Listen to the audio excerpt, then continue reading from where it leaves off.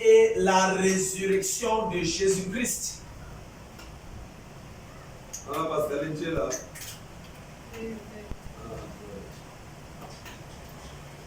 J'ai caché la sœur, Amen. Amen.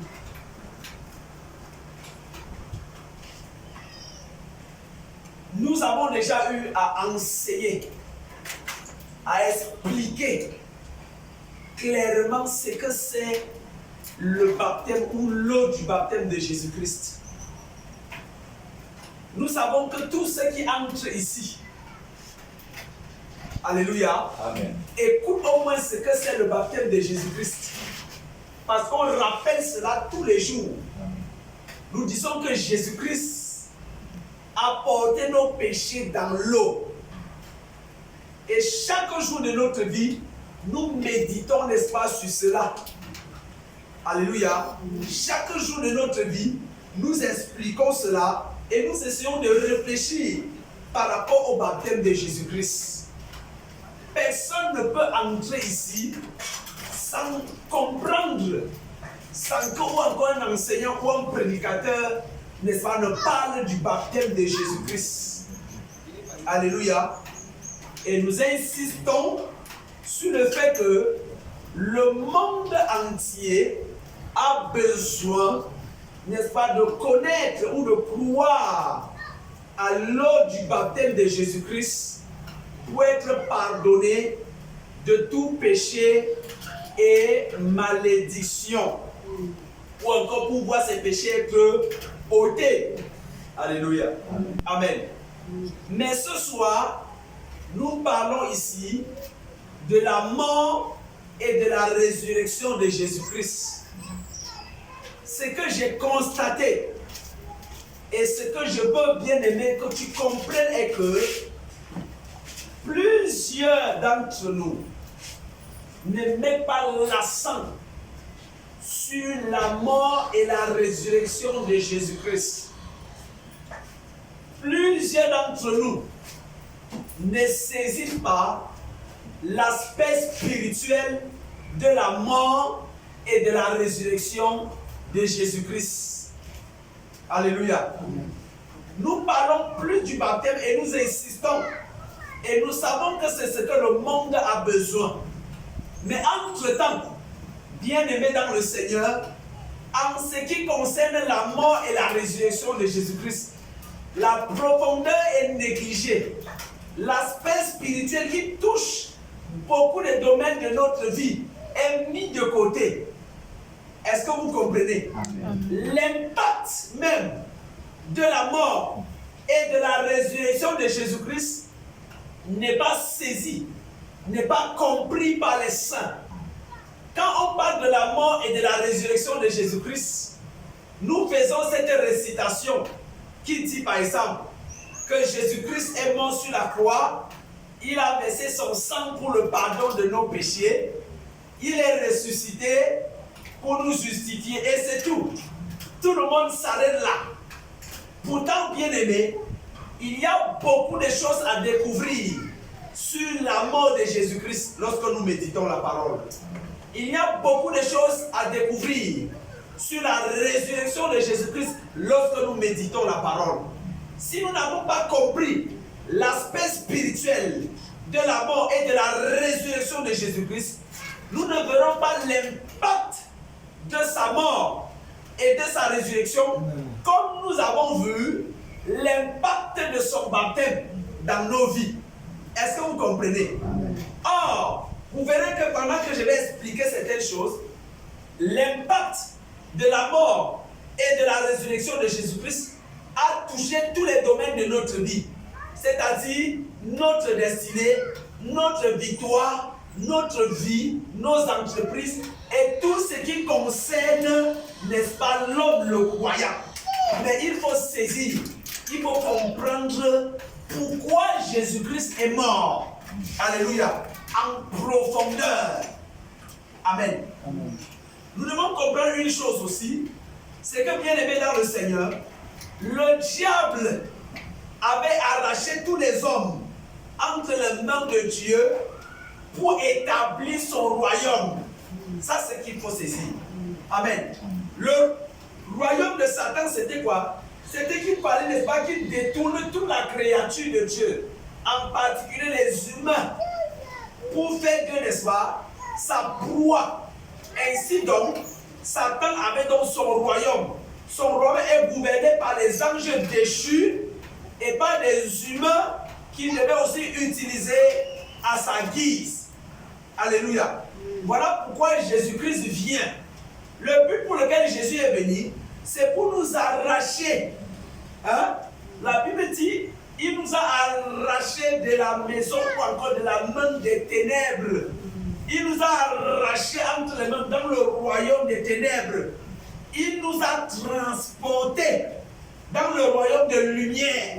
Alléluia. Donc tous les hommes étaient dans le royaume des ténèbres à cause du péché. C'est-à-dire, leur vie, leur destinée, tout ce qui concerne l'homme était englouti dans le royaume des ténèbres. Mais Jésus-Christ vient, il porte le péché. Je dis et je répète, ça c'est quelque chose que chacun de nous connaît déjà très bien. Chacun de nous veut expliquer comment Jésus a porté nos péchés. On le dit dans l'eau. On dit dans l'Ancien Testament, Jésus-Christ, n'est-ce pas, Dieu avait déjà montré comment Jésus allait venir ôter nos péchés. Et tout le monde croit en cela. Alléluia. Mais la mort de Jésus-Christ à la croix, bien aimé, lorsque Jésus-Christ est mort sur la croix, il y a beaucoup de choses qui se sont passées, que nous ignorons, que nous mettons de côté. Et ce manque de connaissance sur ce qui s'est passé lorsque Jésus-Christ a expiré, a rendu l'esprit, peut nous enchaîner, nous lier quelque part dans beaucoup de choses. Est-ce que vous comprenez? La Bible dit que mon peuple périt faute de connaissance. Alléluia. Mon peuple périt, ça veut dire que quoi? Dans chaque domaine de la parole, où toi tu ignores quelque chose, tu vas périr dans ce domaine. Tu seras noyé dans ce domaine. Vérité. Ce que tu devais bénéficier, quand quelqu'un est ignorant, il ne connaît pas ses droits, il ne connaît pas la loi, la personne peut perdre certains privilèges. Est-ce que vous comprenez? Tu peux travailler dans une entreprise, alors il y a une loi de travail, n'est-ce pas? Maintenant, ton patron peut constater que tu ignores certaines lois, c'est un code du travail. Alors il t'abuse. Toi, tu te contentes de travailler. Pourtant, il est en train de t'exploiter dans certains domaines. Parce que tu ne maîtrises pas le code du travail. C'est la même chose avec la Bible. Il y a beaucoup d'aspects de la Bible que nous ne maîtrisons pas, nous ne connaissons pas. Et c'est par là que le diable nous tient captifs. C'est par là que le diable nous détourne. C'est par là que le diable nous donne de stagner. On n'évolue pas spirituellement. On ne grandit pas spirituellement.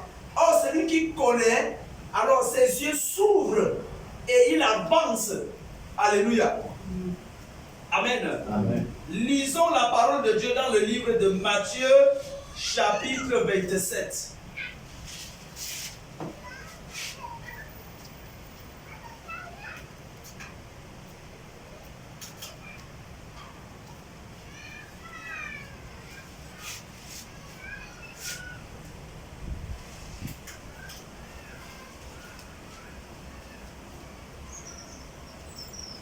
Matthieu 27, à partir du verset 32 à 56. Je vais lire à partir d'ici. Matthieu chapitre 27, à partir du verset 32.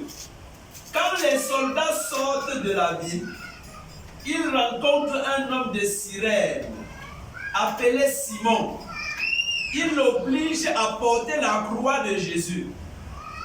Ils arrivent dans un endroit appelé Golgotha, ce qui veut dire le lieu du crâne. Ils donnent à boire à Jésus du vin, mélangé avec un liquide amer. Jésus le goûte et il ne veut pas boire. Ensuite, les soldats le clouent sur une croix. Ils tirent au sort pour savoir qui aura ses vêtements. Puis il les partage entre eux. Alléluia. Amen. Amen. Amen. Nous devons aussi comprendre quelque chose de très important. Amen. Sur le plan charnel, Jésus-Christ, par ce verset, ne portait pas du n'importe quoi sur lui. Vérité. Voilà pourquoi les gens ont discuté son habit. Vous comprenez un peu? Amen. On a discuté les habits de Jésus au point où ils ont conclu qu'il fallait qu'on tire ça au sort. Ça veut dire que quoi? N'importe qui voyait la valeur de ses vêtements et chacun voulait avoir ça pour lui. Puisque le tirage au sort met fin aux disputes entre les hommes, alors ils vont donc faire comment? Ils vont décider de tirer au sort afin que les discussions prennent fin. Ils ont tiré au sort et c'est ainsi que cet habit, ce vêtement, cette unique à une seule couleur, tissé à un seul fil, est revenu à une seule personne. Jésus ne portait pas n'importe quelle tunique sur lui. Alléluia. Oui, voilà pourquoi on a discuté sa tunique. C'était quelque chose de valeur. C'était quelque chose de très très important. D'ailleurs, il pouvait, n'est-ce pas, avoir la possibilité de porter n'importe quel habit qui coûtait à n'importe quel prix. Est-ce que vous comprenez? Ça c'est important. Parce que Jésus-Christ ne manquait pas l'argent. Est-ce qu'on est d'accord? Non, Jésus ne manquait pas les moyens financiers bien aimés dans le Seigneur. Quelqu'un a dit à Pierre, va, tu pèles le poisson, tu fends son manche et tu prends de l'argent. Ça veut dire qu'il pouvait étendre la main comme ça là, l'argent tombe et il achète tout ce qu'il veut avec. Amen.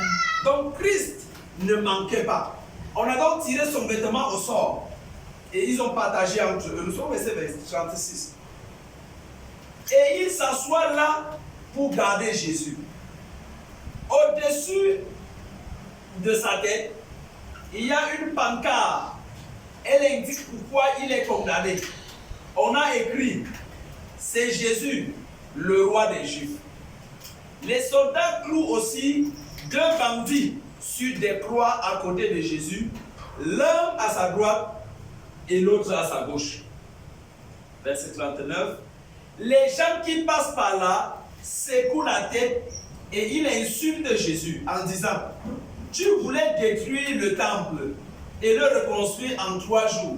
Eh bien, si tu es le Fils de Dieu, sauve-toi toi-même et descends de la croix. Bien-aimé dans le Seigneur, on appelle ça la destinée. Jésus-Christ vivait sa destinée. Et ça, c'était une preuve de la destinée que Christ traversait. Amen. Et cette épreuve était incontournable ou encore inévitable. Christ ne pouvait ne pas passer par là. C'était un passage obligatoire.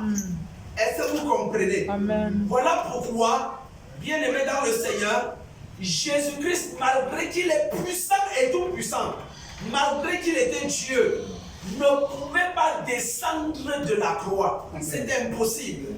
Et c'est ce que nous devons comprendre. Je vais te faire comprendre aussi cela. Il y a des passages obligatoires, des épreuves destinées, bien aimé, que tu dois passer par là, que tu ne pourras pas éviter.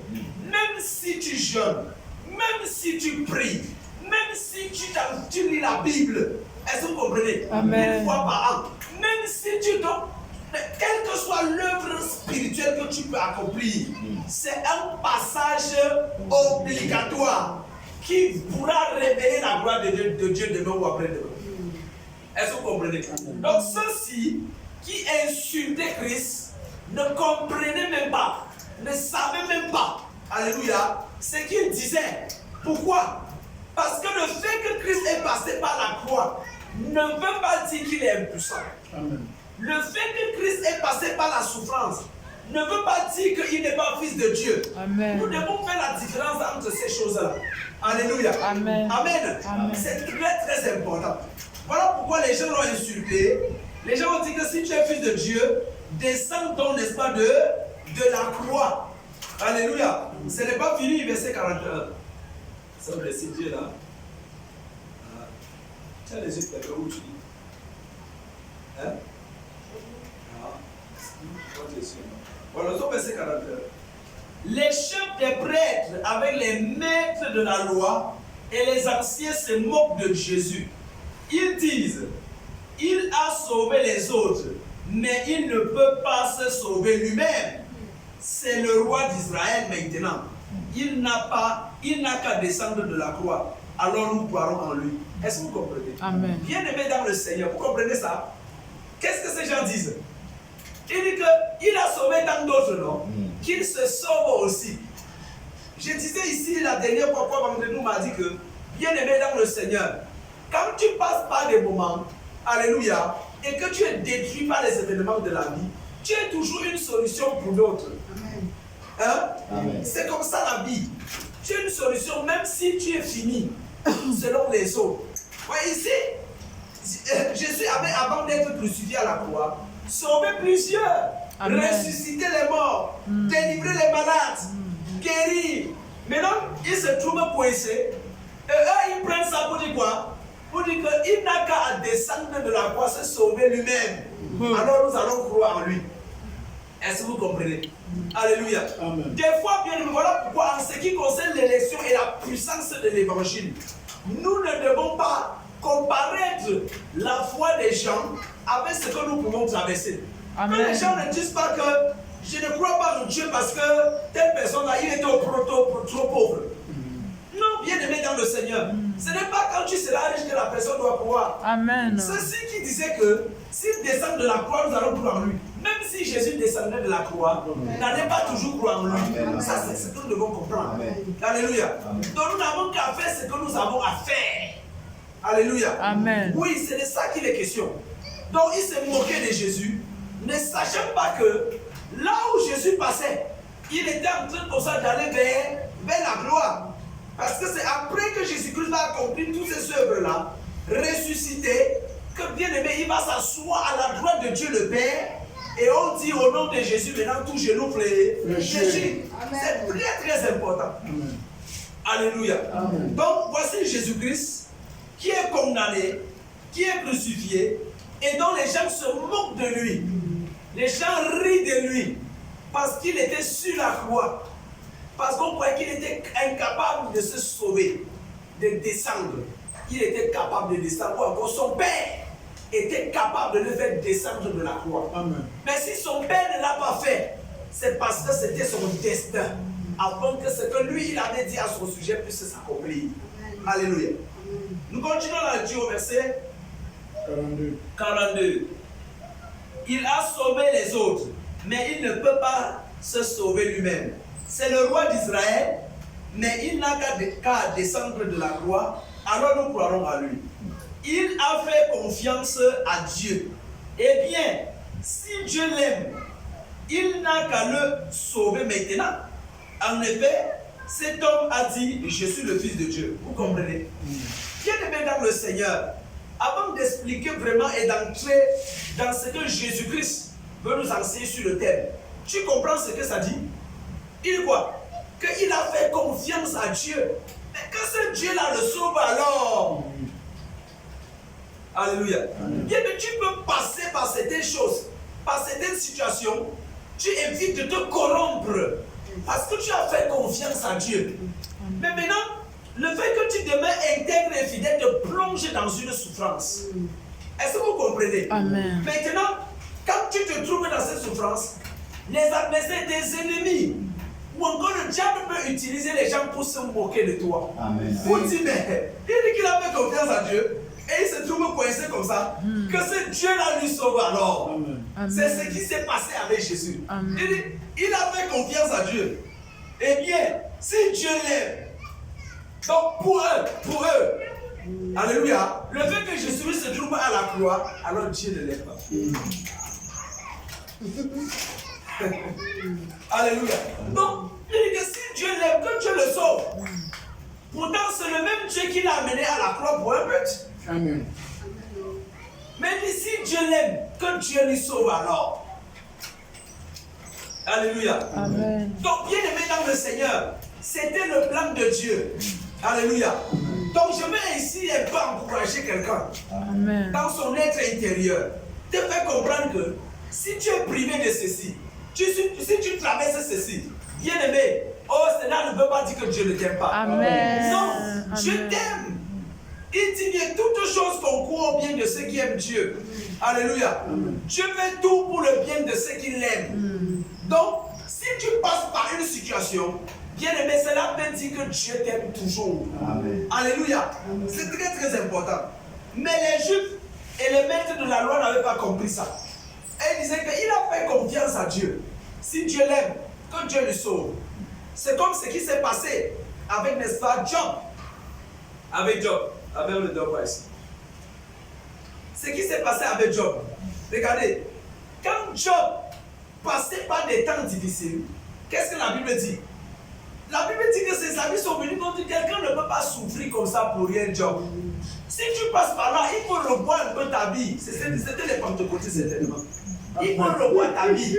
Il y a quelque chose qui ne va pas. Et vous comprenez un peu. Mais qu'est-ce qui va se passer? Job a refusé. Job a dit, si ça se passe comme ça, je n'ai rien fait. Je n'ai rien fait. Amen. Et il est resté sur sa parole jusqu'à la fin. Est-ce que vous comprenez? Et la Bible dit que Job n'a pas péché. Job n'avait pas péché. Les bien-aimés, c'était une épreuve liée à sa destinée. Amen. Et pour finir, vous voyez ce qui s'est passé après? La fin d'une chose vaut mieux que son commencement. Dieu va donc rétablir l'autre, Job autant pour moi, et ses adversaires étaient dans la confusion. Alléluia. Donc, bien aimé, je prie que Dieu nous accorde de comprendre qu'il nous aime toujours. Et il a prévu que nous allons passer aussi par la croix. Amen. Il nous aime toujours. Et il a aussi prévu que nous allons passer par telle situation. Mais son amour envers nous nous sortira de la situation. Amen. Nous fera sourire. Amen. Nous donnera la joie et la paix. Amen. Nous devons saisir et comprendre cela par la foi. C'est très très important. Amen. Verset 44. Même les bandits qu'on a cloués sur des croix à côté de Jésus l'insultent de la même façon. Vous comprenez? Alléluia. Donc les brigands, les bandits qui étaient cloués l'insultaient de la même façon.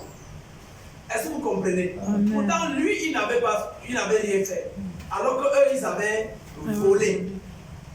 Alléluia. Amen. Mais les bandits l'insultent aussi. Pourquoi? Parce que selon les bandits, Jésus-Christ est crucifié comme ça là. Non, c'est que s'ils sont crucifiés, c'est à cause de Jésus. Voilà pourquoi ces bandits l'insultent. Alléluia. Nous continuons, nous sommes verset 45. À partir de midi, il fait nuit dans tout le pays jusqu'à 3 heures de l'après-midi. Vers 3 heures, Jésus crie très fort: Élie, Élie, lama sabachthani. Cela veut dire, mon Dieu, pourquoi m'as-tu abandonné? Est-ce que vous comprenez ça? À partir de midi, nous savons que midi, il fait tellement de soleil. La chaleur du jour s'élève. Mais à partir de midi, la nuit est tombée. Et cela a duré 3 heures de temps. Amen. De 12 heures à 15 heures, il y a eu des ténèbres dans tout le pays. Cela explique quoi?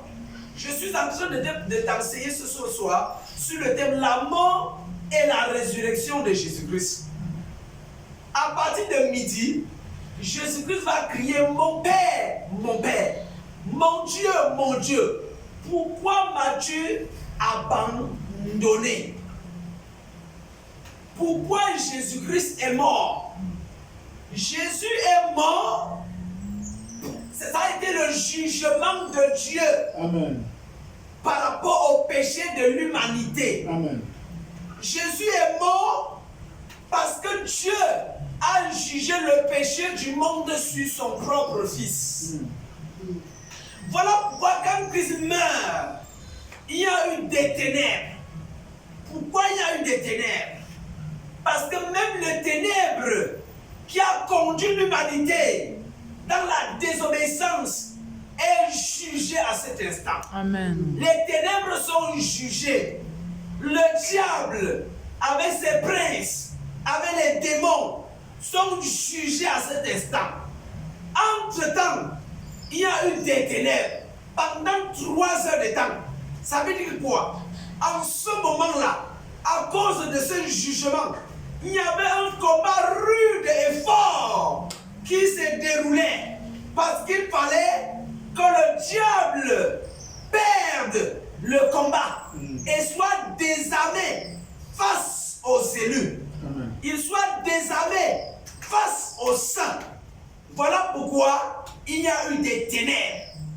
Les ténèbres expliquent, bien aimé dans le Seigneur, celui qui nous a conduits dans les ténèbres, lui-même reçoit son jugement, est désarmé, est dépouillé. Est-ce que vous comprenez? Amen. C'est ce qui explique, l'apôtre Paul nous explique ça dans Colossiens, chapitre 2, le verset 14 à 15. Il dit quoi? Il a effacé l'acte dont les ordonnances nous condamnaient devant Dieu.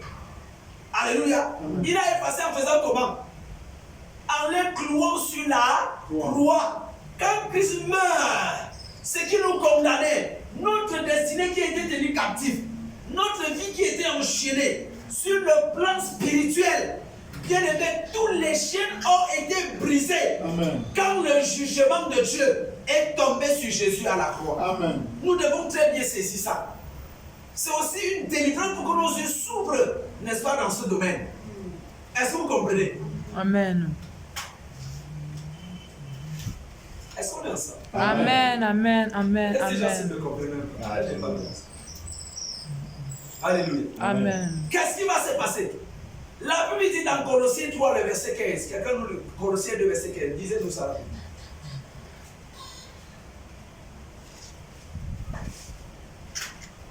Colossiens 2, 15. Colossiens 2, verset 15, il est écrit: Il a dépouillé les dominations et les autorités et les a livrées publiquement en spectacle en triomphant d'elles par la croix. Alléluia. Amen. Il a dépouillé. Qu'est-ce qu'un dépouillement? Alléluia. Amen. Satan est dépouillé face à un élu.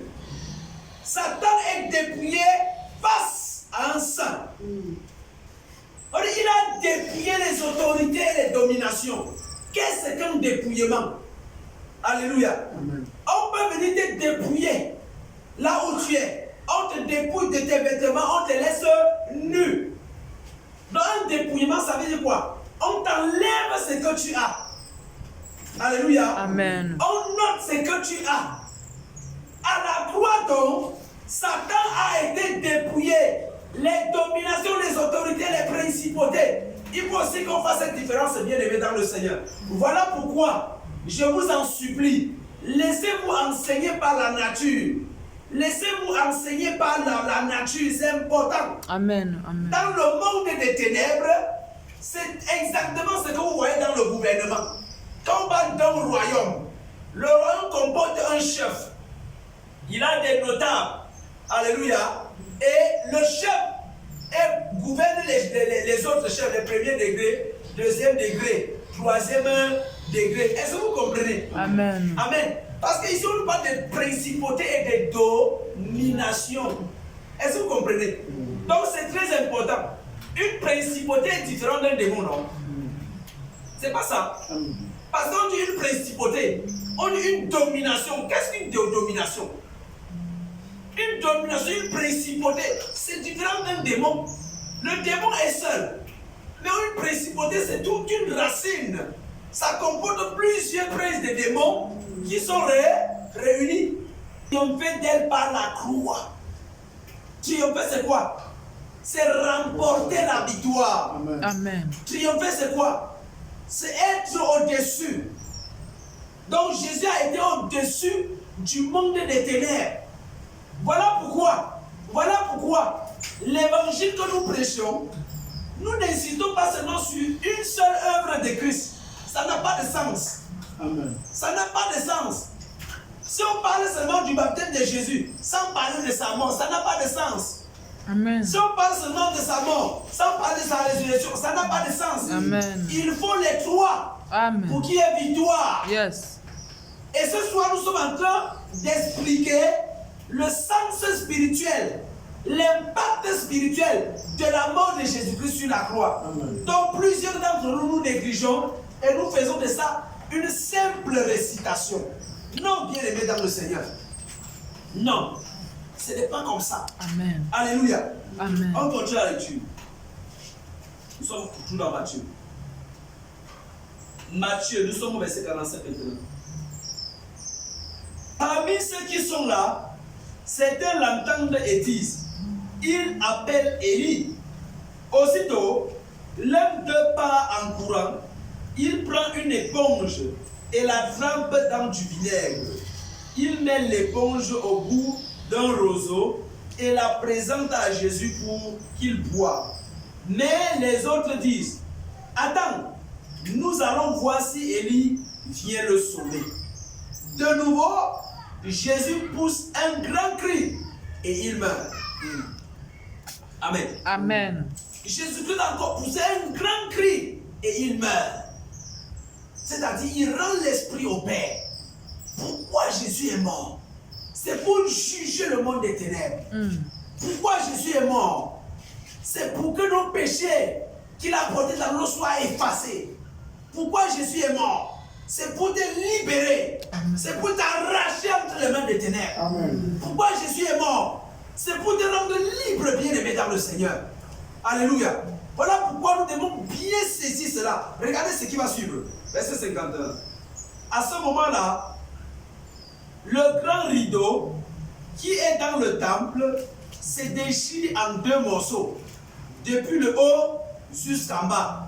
La terre tremble, les rochers s'effondrent. Vous comprenez ça? Le grand rideau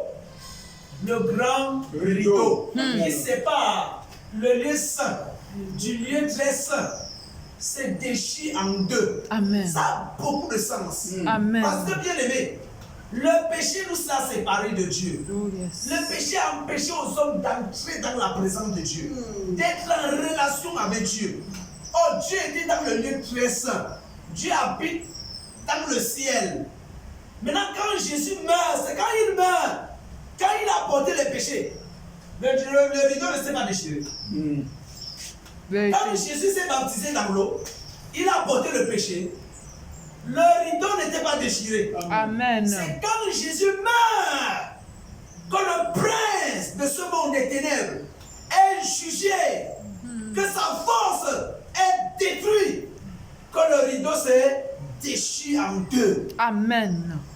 Voilà l'impact, alléluia, de la mort de Christ sur, n'est-ce pas, la vie de l'homme. Amen. Maintenant, il y a accès. Il y a accès au nom de Jésus-Christ. Amen. Il y a accès par Christ. Amen. C'est très très important. Et il dit quoi? Il dit que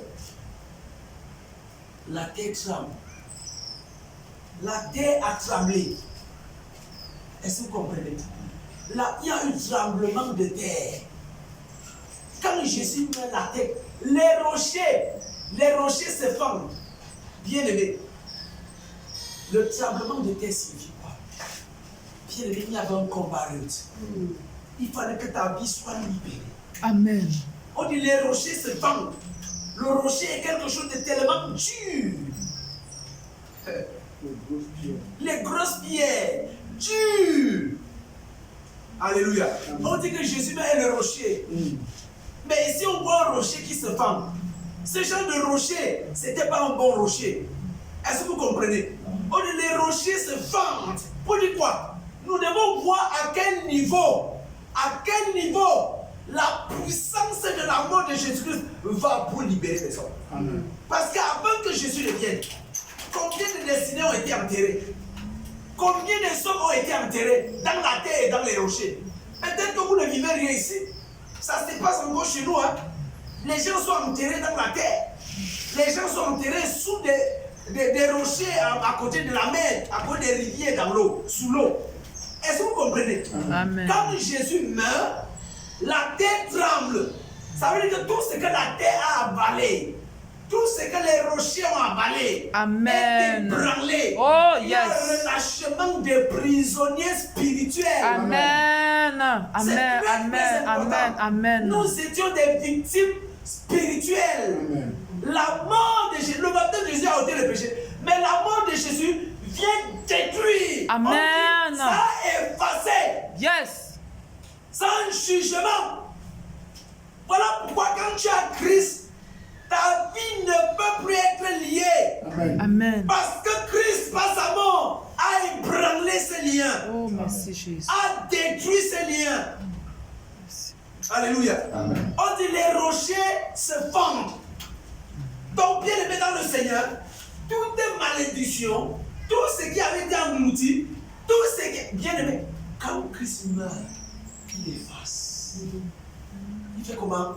Il efface. Tu connais à quel moment le diable a eu chaud quand Jésus est venu sur la terre? C'était à cette instance. C'était à cette instance-ci que le diable a tellement eu chaud. Amen. Partout où il avait détruit, partout où il avait, bien aimé, saccagé, partout là où il avait retenu les esprits en prison, partout, bien aimé dans le Seigneur, il y a eu libération. Amen. Il y a eu libération. Partout, bien aimé dans le Seigneur, Jésus-Christ, ça, la puissance de sa mort est partie afin de libérer les gens. Alléluia. Amen. On dit les rochers se fendent. Continue. Les tombes s'ouvrent et les corps de beaucoup d'amis de Dieu qui étaient morts se réveillent. Vous comprenez ça? Les tombeaux se sont ouverts. Quel genre de tombeaux? Est-ce que c'était des tombeaux physiques? Alléluia. Est-ce que c'était des tombeaux physiques? On doit comprendre ça. Amen. Est-ce que c'était des tombeaux physiques? Alléluia. Amen. Est-ce que vous savez bien des gens qui marchent comme ça, qu'on les a enterrés depuis? Est-ce que vous avez des gens qui marchent comme ça, qu'on les a avalés depuis? Qu'on les a mangés depuis? Mais la Bible dit, quand toi tu découvres l'œuvre de Christ, quand toi tu crois en cela, bien aimé, la mort de Jésus, même si tu étais enterré par n'importe quelle puissance, par n'importe quelle sorcellerie, la mort de Jésus fait comment? Amen. Amen. Amen. Ça te fait sortir. Amen. Parce que Christ est mort. Partout où un enfant de Dieu a été enterré, quand il croit, oh, il sort. Amen. Oh. Il sort. La mort là, ce qui a été dit là, ce qui a été fait, ne peut plus le retenir. Amen. Ce n'est plus possible. C'est impossible maintenant. Alléluia. Donc nous devons comprendre cet aspect-là. On dit il se réveille. C'est-à-dire, il ressuscite. Alléluia. Il ressuscite. Ces gens sortent. Et bien aimé, si tu veux bien le savoir, c'est très très important. La vraie sorcellerie, comment le diable agit et tout, ça se passe beaucoup plus chez nous ici en Afrique. Ça c'est quoi? On connaît. On connaît comment ça se passe. Nous ne devons pas être ignorants de ça. Et ce qui se passe devait normalement ouvrir nos yeux pour comprendre l'œuvre de Christ. Pour comprendre ce que Christ a fait. Mais malheureusement, comme je le disais, plusieurs d'entre nous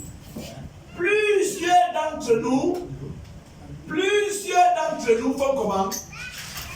Ont mis de côté l'aspect spirituel de la mort de Jésus.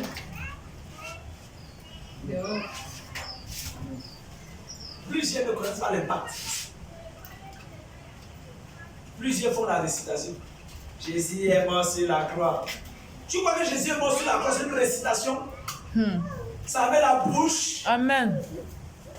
Tu crois que c'était une simple mort? Tu crois qu'il est mort par plaisir? Non! Sa mort a fait beaucoup de choses dans ta vie. Amen. Sa mort a changé beaucoup de choses dans ta vie. Mais tu mets ça de côté. Tu prends ça à la légère. Alléluia. Mais peut-être vous êtes dépassé. Vous savez ce que les disciples ont plus prêché? La mort et la résurrection de Christ. Amen. Je vous assure. Ils ont plus prêché la mort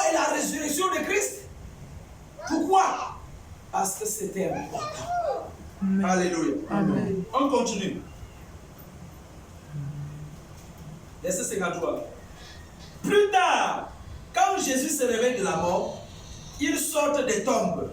Ils entrent dans Jérusalem, la ville sainte, et ils se montrent à beaucoup de gens. Vous comprenez? Amen. Ils entrent dans Jérusalem, la ville sainte, ils se montrent à beaucoup de gens. Je répète et je répète, cet aspect est spirituel. Alléluia. Amen. Spirituel. Spirituel. On dit après la résurrection de Jésus. Ça veut dire quoi? Vous savez que l'apôtre Pierre nous dit dans 1 Pierre chapitre 3, à partir du verset, n'est-ce pas, peut-être 15 jusqu'à 18, il dit quoi? Quand Jésus est mort, il allait où? 6 jours de mort. Comprenez très bien. Frères et sœurs, quand Jésus meurt, il va où? Séjour de Dans mort. le séjour des morts. La mort de Jésus le précipite. L'envoie où? Dans le séjour des morts. Pour faire quoi? La libération n'était pas seulement pour les vivants. Amen. La libération était aussi pour ceux qui étaient morts. Mais pourtant qui étaient des élus. Alléluia. Amen. Les élus qui étaient morts, sans, n'est-ce pas, connaître Jésus, sans croire en Jésus, quand Christ meurt, il descend aux enfers. Les esprits en prison. Il fait comment? Il va d'abord, premièrement, arracher la clé de la mort. D'abord. La première chose, c'est l'Apocalypse 1. Jésus va arracher les clés de la mort. Qui était entre les mains de qui? De Satan. Il prend la clé de la mort, il arrache ça entre les mains de Satan. Ensuite, quand il va prendre la clé de la mort, il va faire sortir les esprits en prison, les élus qui étaient, n'est-ce pas, incrédules lors de la passion de Dieu au temps de Noé. Quand ceux-ci sortent pour le sein d'Abraham, il va prendre ensuite quoi? La clé du séjour des morts. Jésus arrache la clé du séjour des morts. Pour dire quoi? Ce n'est plus Satan qui gouverne le séjour des morts. Amen. Ce n'est plus Satan qui décide d'envoyer qui il veut là-bas. Amen. C'est maintenant Dieu, Amen. par l'accomplissement de l'œuvre de Christ, qui va envoyer les rebelles dans le séjour des morts. Amen. Un élu, après que Jésus est venu, après qu'il ait eu pris le péché, il met sur la croix. Un élu ne peut plus entrer dans le séjour des morts. Ce n'est Amen. plus possible. Avant Jésus, les élus étaient incrédules, ils sont entrés. Jésus est venu, il les a fait sortir, il a pris la clé. Maintenant, ce n'est que ceux qui sont destinés à la colère éternelle qui vont entrer dans le séjour des morts. Amen. Et l'avant-goût du paradis. Nous de l'enfer. Alléluia. Amen. C'est très très important. Voyez comment la mort de Jésus-Christ, ce que la mort de Jésus a causé. Est-ce que vous êtes conscient de ce que la mort de Jésus a causé? Si c'est allé jusqu'au séjour des morts pour enlever les gens, combien de fois toi, Amen. toi qui étais vendu, toi qui étais détruit, toi qui spirituellement étais envahi par des démons, par de n'importe quoi, la mort de Jésus est venue t'arracher, est venue t'enlever de là. C'est très très important. C'est un aspect qu'on néglige. Alléluia. S'il y a encore un lien sur lequel tu es tenu captif, ça veut dire que Jésus n'a pas été jugé. Mais si Christ a été jugé, c'est que le fondement de ces liens est brisé. Amen. Et ça doit tomber. C'est de ça qu'il s'agit. Amen. Aucun lien sur le plan spirituel, aucune force ne peut nous retenir. Parce que quand Christ enlève le péché, il est jugé maintenant pour ce péché. Il est jugé pour ce péché. Et Dieu n'a pas eu de sentiment dans le jugement par rapport au péché des hommes. Dieu a jugé sévèrement les humains à travers le corps de Jésus-Christ pour que les ténèbres, bien-aimés, ne nous influencent plus. Amen. Voilà pourquoi il est dit, il nous a arrachés. Christ nous a arrachés. Bien aimé, quelque chose qui n'est pas enraciné, on n'arrache pas. Quelque chose qui n'est pas planté solidement, on n'arrache pas. Amen. Vous comprenez ce que veut dire arracher? Alléluia. Amen. On n'arrache que ce qui a les racines solides, ce qui a le fondement solide. Je ne sais pas si quelqu'un me comprend. Amen. Amen. Amen. Je ne sais pas Amen. si ça se comprend. Vous me regardez comme ça, comment les gens font. Je ne sais pas si ça entre. On n'arrache pas ce qui n'est pas planté. Amen. On n'arrache pas ce qui n'a pas de fondement. On a arraché pourquoi? Parce que les racines du péché étaient profondes. Amen. Les racines de la malédiction dans nos vies étaient profondes. Amen. Vérité. Le diable nous avait envahi. Bien aimé, Jésus est venu la faire comment? Il nous a arrachés. Arrachés. Hey, quand on dit arracher, il y a combat. Quand on dit arracher, il y a combat. Pourquoi? Parce qu'il y a une personne qui tient, mais l'autre me prend. Le diable nous tenait captifs. Le diable ne voulait pas nous laisser. Pas ceci et cela. Et sa racine était le péché. Jésus veut nous prendre, Satan dit je ne veux pas. Jésus veut nous prendre, Satan dit je refuse. Pour finir, il fallait que le plus fort gagne. Amen. Le plus fort c'était Jésus. Amen. Voilà Amen. pourquoi Jésus-Christ Amen. a Amen. arraché. Il nous a arraché entre les mains de Satan. Nous n'avons pris de part avec le diable. Amen. Nous n'avons plus de part avec Satan. Amen. Nous n'avons plus de part avec les esprits méchants. Nous n'avons plus de part avec les esprits bien-aimés dans le Seigneur. J'ai béni Dieu. Parce que bien-aimé, Dieu m'a enseigné encore ce soir, pendant que j'ai préparé cet enseignement, que nous devons user de notre autorité pour dire certaines choses, pour déclarer certaines choses, Amen. pour faire certaines choses. Alléluia. Amen. Parce que bien aimé dans le Seigneur, j'ai dû arracher beaucoup de choses dans une vision ce soir. Bien aimé. Pourquoi? Parce que le Seigneur voulait m'amener à préparer ce message. Et Amen. quand je suis sorti de cette vision, c'est alors que je me suis retrouvé en train de lire. Le Saint-Esprit a commencé à m'enseigner directement ce passage.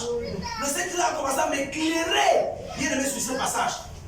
Parce que ce que j'étais en train d'arracher, bien aimé, oh, c'était très important. Amen. Est-ce que vous comprenez? Si, bien aimé, tu n'as pas compris, tu n'es pas en position de vainqueur, selon ce que Christ a fait, même sur le plan des visions et des rêves, tu ne pourras pas vaincre, tu ne pourras pas être tenu debout, tu ne pourras pas remporter des victoires. C'est très très important. Amen. Alléluia. Donc Dieu t'a arraché entre les mains de Satan déjà. Amen. Tu n'es plus entre les mains de Satan. Amen. Ta vie n'est plus entre les mains de Satan. Amen. Ta destinée n'est plus entre les mains de Satan. Amen. Ta famille, tu parles de famille dans ta maison, ton foyer, ton travail, ton lieu de service, rien n'est plus entre les mains de Satan. Amen. Satan doit comprendre ça. Amen. Mais pour qu'il comprenne, il faut que toi-même tu comprennes d'abord. Amen. Gloire à Dieu. C'est très très important. Alléluia. Amen. Verset 54. On lit. L'officier romain et les soldats qui gardent Jésus avec lui voient que la terre tremble. Ils voient aussi que tout ce qui se passe. Ils voient aussi tout ce qui se passe. Alors ils ont très peur et ils disent, vraiment, cet homme était fils de Dieu. Amen. Frères et sœurs, voyez le témoignage de ces gens.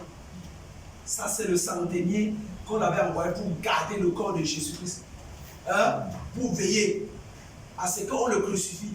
Quand il voit le tremblement de terre, il voit. Il dit non, celui-ci c'était le fils de Dieu. Il n'a pas parlé avec la bouche. Amen.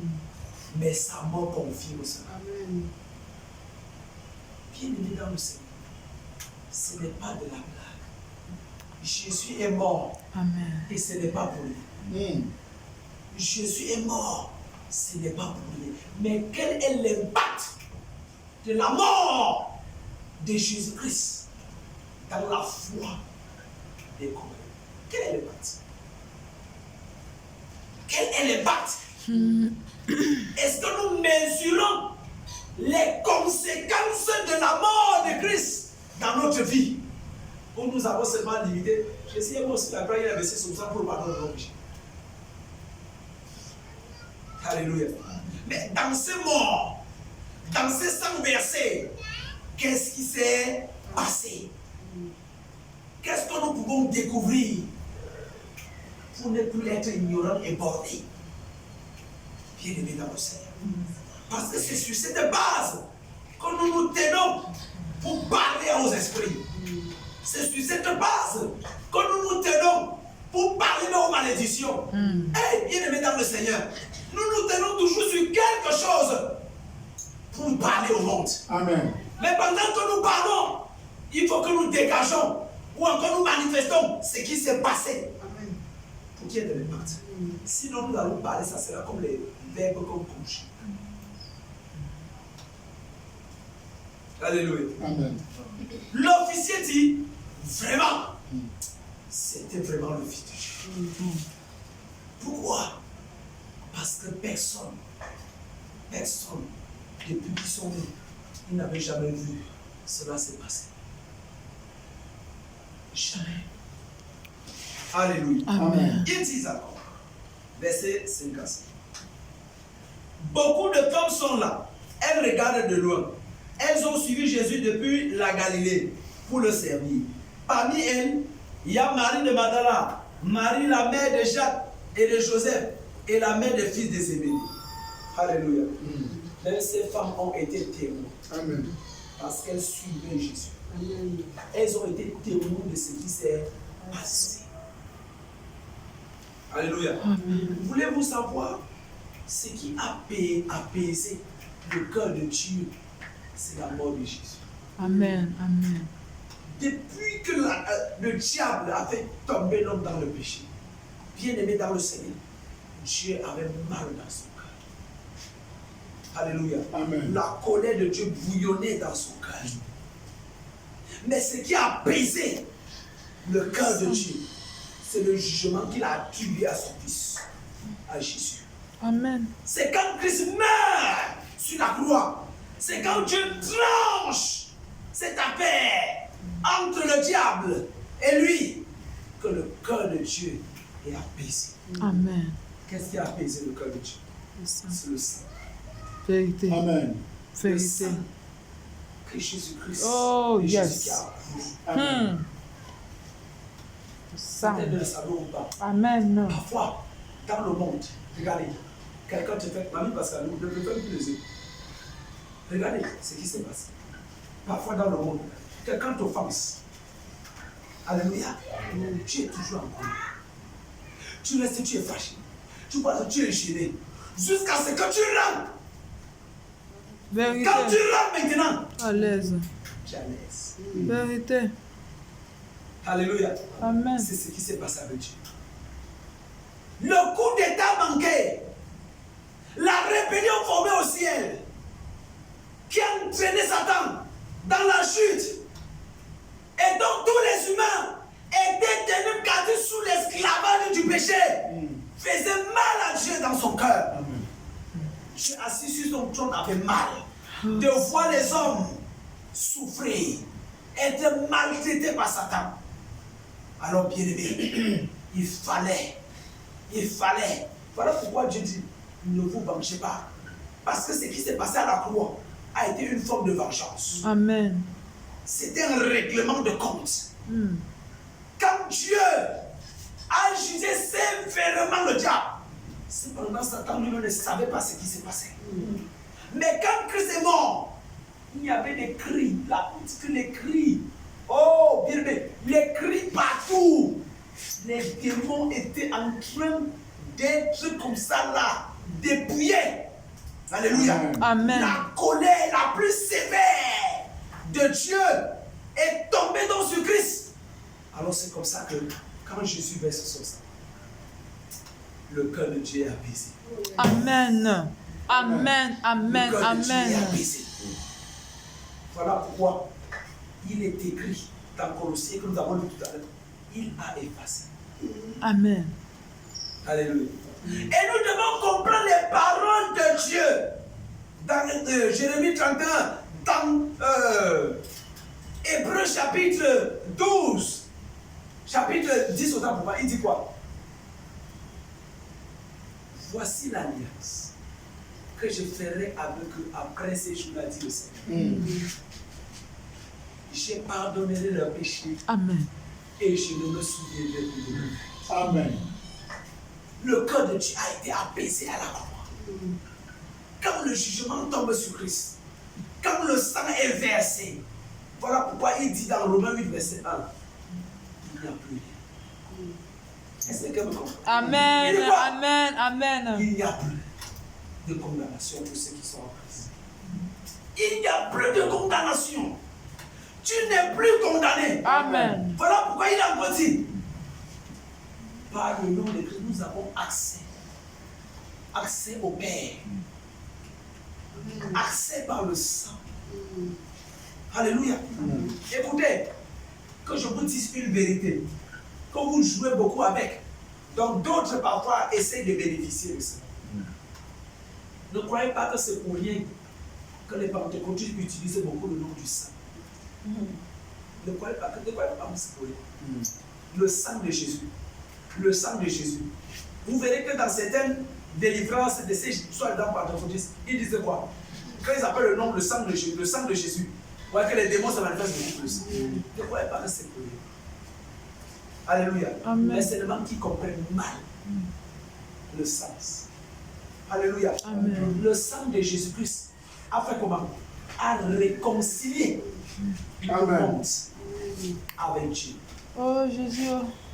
Voilà pourquoi j'ai dit ce qui a apaisé le cœur de Dieu, c'était le sang. Le sang a fait comment? Réconcilier le monde avec Dieu. Ne jouez pas avec la mort de Jésus à la croix. Tel que vous Amen. ne jouez pas avec le baptême de Jésus. Amen. Ne prenez pas la mort de Jésus comme une simple chose qui s'est passée légèrement. Non, frère. Non, frère. Non. La mort de Christ a ébranlé tous les fondements, toutes les fondations qui ne tenaient pas devant Dieu. Amen. Ça s'est écroulé. Tout est tombé. Le cœur de Dieu a été apaisé. Alléluia. Alléluia. Amen. La colère de Dieu, est descendue. C'est pas ce sang. Voilà pourquoi quand on lit Jean, je crois Jean 19, verset 30, il dit quoi? Quand le sang, il dit quoi? Pardonne-leur. Pardonne-leur. Qui?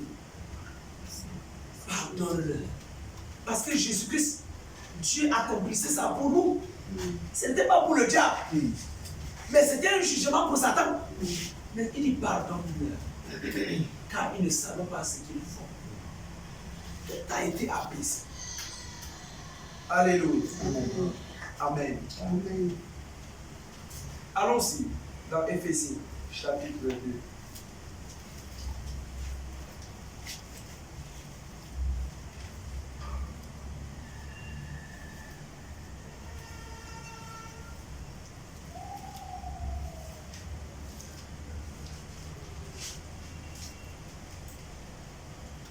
Éphésiens chapitre 2 à partir du verset 1. Autrefois, vous étiez morts à cause de vos fautes, à cause de vos péchés. Autrefois, nous étions comment? Mort. Nous étions morts. Nous étions morts. Un mort parle. Et pour le cadavre ne Un parle mort pas. a un souvenir. C'est comme ça que le monde était. Autrefois, nous étions morts. Nous étions à cause de nos péchés. Amen. Nous n'existions même pas autrefois à cause de nos péchés. Vous viviez dans le péché en suivant les forces de ce monde. Vous obéissez au chef des puissances mauvais qui règne entre ciel et terre. Ce chef, c'est l'esprit du mal qui agit maintenant. chez ceux qui désobéissent à Dieu. Autrefois, nous aussi nous faisons tous partie de ces gens-là quand nous vivons selon nos désirs mauvais. Nous obéissons à ces désirs et à nos pensées mauvaises à cause de notre nature. Nous méritons la colère de Dieu comme les autres. Comme les bien-aimés. Autrefois, nous tous on méritait la colère de Dieu comme les autres. C'est-à-dire, ceux qui n'ont pas cru méritent la colère de Dieu. Amen. Et cette colère va descendre sur eux quand Jésus reviendra. Mais il dit en ce qui nous concerne maintenant. Mais, verset 4, Dieu est riche en pitié et il nous aime d'un grand amour. C'est pourquoi, à nous qui étions morts à cause de nos fautes, il nous a donné la vie avec le Christ. Oui, vous êtes sauvés grâce à la bonté de Dieu. Avec le Christ Jésus, il nous a réveillés de la mort. Et avec lui encore, il nous a fait asseoir dans les lieux, dans les cieux. Ainsi, en montrant sa bonté pour nous dans le Christ Jésus, Dieu a voulu prouver pour toujours la richesse extraordinaire de ses bienfaits. Amen. Sa bonté a fait comment? Nous a réveillés. On parle maintenant de la résurrection. Parce que ce soir, je suis en train d'enchaîner sur le thème la mort et la résurrection. Vous savez ce que la résurrection produit? Qu'est-ce que la résurrection?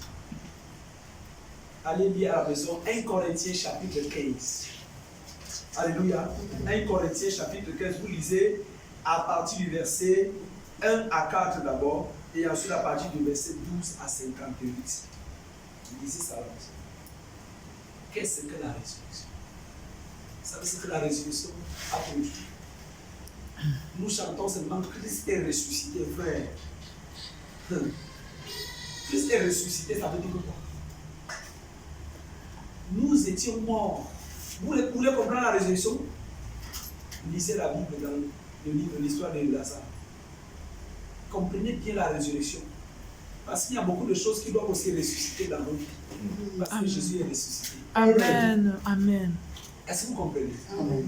Lazare a fait 4 jours dans le temps. Il sentait déjà. C'est ça la puissance de la résurrection. Amen. Dans Ézéchiel, il est dit ceci. Dieu dit à Ézéchiel, prie pour les os. Il y a les ossements qui étaient. J'ai cherché ce passage pendant que je préparais ça. C'est devenu, mais je n'ai pas retrouvé le passage. Dans la Bible, il y avait des ossements desséchés. Où? Dans le cimetière. Les ossements comment? Desséchés. Dans le cimetière. Qu'est-ce que Dieu dit à Ézéchiel? Dieu dit à Ézéchiel, parle. Parle. Je veux produire quoi? Je vais faire pousser la chair sur ces os. Et quand la chair va pousser, je vais leur donner un souffle. Et ils vont se lever. Amen. C'est ça la puissance de la résurrection. Amen. Vous connaissez la puissance de la résurrection? Le bâton d'Aaron a fleuri. Le bâton d'Aaron, c'était une verge sec. Gloire à Dieu. Ça s'appelle la résurrection. Amen. Voilà pourquoi nous devons comprendre les mots dans la Bible. Les mots de Jésus qui dit avec Dieu, rien n'est impossible. Amen. Parce qu'un morceau de planche, sec comme ça a fleuri. C'est ça la résurrection. C'est-à-dire, là où il n'y avait plus de vie, là où, bien aimé, c'était impossible. Qu'est-ce que Dieu a fait? Dieu est mort. Alléluia. Il fait comment? Il est ressuscité. Dieu a redonné la vie. Et l'apôtre Paul dans 1 Corinthiens 15, pendant que je disais ceci, la plante, quand on sème, pour pousser, il faut savoir comment? La graine, il faut savoir comment? Ça meurt avant de lécher la vie. Alléluia. Donc nous sommes des gens qui sont dans le Amen. que Dieu a ressuscité, que Dieu a donné la vie. Et parce que Jésus est ressuscité, il dit quoi? Nous sommes assis. Donc, pendant que nous sommes sur la terre, La puissance de la résurrection a fait que nous sommes assis. Nous l'avons dit tout à l'heure, non? Nous sommes assis à la droite de Dieu avec Christ. C'est ça la résurrection. Tu es ici, mais tu es aussi là-bas. Amen. C'est ça la résurrection. La résurrection dit, oh bien-aimé, ce qui est effacé, là où on n'attend plus rien, quelque chose de bon peut sortir. Amen. C'est ça la résurrection. La résurrection, c'est aussi quelque chose qui s'est passé avec Marie, avec Jésus. Oh, l'ange dit, tu vas devenir enceinte. Qu'est-ce qu'elle dit? Je ne connais pas d'homme. Ça va se passer comment? Il dit quoi? Oh, Jésus. La puissance du Très-Haut. Amen. Oh. Et tu vas devenir enceinte. Donc, dis, mais qu'est-ce qui s'est passé? Où la puissance du Très-Haut est venue comment? Oh! Marie est tombée enceinte. Pas de relation entre homme et femme. C'est ça la puissance de la résurrection. Lisons Matthieu. Matthieu 27, à partir de verset 62. Matthieu 27. 62 à 68.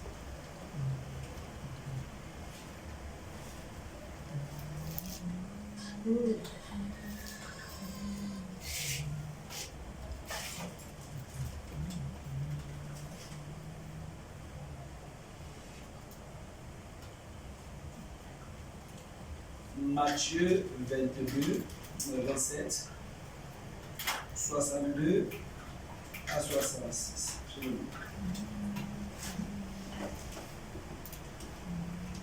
Il dit, le jour suivant, c'est le jour qui suit la préparation du sabbat. Les chefs des prêtres et les pharisiens se réunissent chez Pilate et ils lui disent, Excellence, nous nous souvenons d'une chose. Ce menteur a dit, quand il était encore vivant, après 3 jours, je me réveillerai de la mort. Dieu. Vous comprenez ça? Les incrédules, les pharisiens et les docteurs de la loi sont allés voir. Ils ont dit quoi? Dans vos Bibles, on dit que c'était imposteur. On dit que le menteur, que Jésus était menteur, il a dit qu'il allait ressusciter. Que ce menteur a dit que dans 3 jours, il va se réveiller. Maintenant, qu'est-ce qu'il faut faire? Qu'est-ce qu'il faut faire? Voilà pourquoi bien aimé dans le Seigneur. Oh, continuons d'abord. Verset 64. Il dit, donc, commande que des soldats gardent la tombe jusqu'au 3e jour. Sinon, ses disciples pourront venir voler son corps. Ils diront ensuite au peuple, il s'est réveillé de la mort. Ce dernier mensonge serait encore plus grave que le premier. La puissance de la résurrection. Alléluia. La puissance de la résurrection. Il disait quoi? On doit garder son corps jusqu'au 3e jour. Parce que pour eux, il est impossible que Jésus ressuscite. C'est-à-dire, ils veulent empêcher la résurrection de Jésus-Christ. Amen. Pourtant, cette résurrection était dans le plan de Dieu. Amen. Pourtant, cette résurrection était dans le projet de Dieu. Quand tu vas comprendre ça, tu saisiras aussi que dans ta destinée, il y a des choses liées à cette résurrection. Et que dans ce monde, les autorités, les principautés, le diable, les hommes, programmés par l'enfer, vont se lever pour empêcher la résurrection de beaucoup de choses. Mais parce que Dieu a mis ça dans son projet, alors bien aimé, cela va ressusciter. Amen.